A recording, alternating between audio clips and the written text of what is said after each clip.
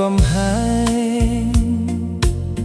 វាយកខាងរែងបោកតូបជីវ៉ាយុកម្មលោកីគ្មានក្តីមេត្តាឲ្យទ្រង់រៀមរាទាំងណែនស្ទើរធ្លាយរត់ទីតូចមួយលក់ចេញចាមផ្លូវ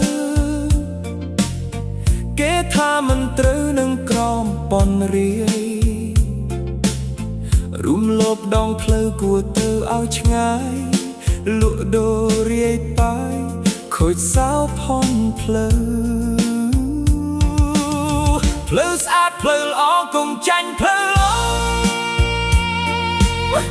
ឲ្យតែជួបជុំជីវ័ងភាពត្រឹមត្រូវ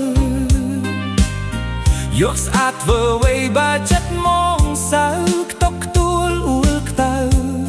ត្រូវរស់យ៉ាងណា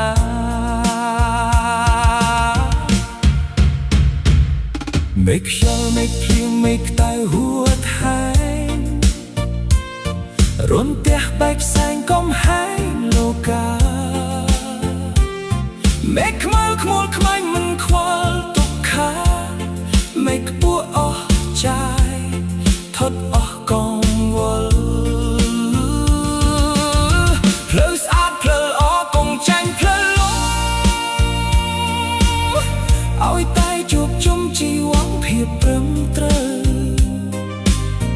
យកស្អាតធ្វើអ្វីបែកចិត្តមកសៅខ្តុកខ្ទួលអួនខ្តៅត្រូវរស់យ៉ាងណា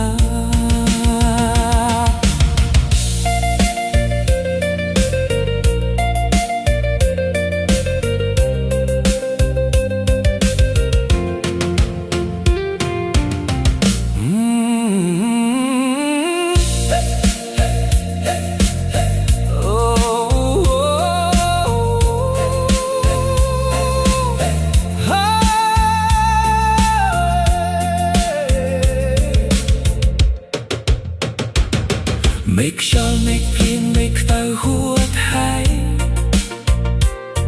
រន្ទះបែបផ្សែងកំហែងលោកា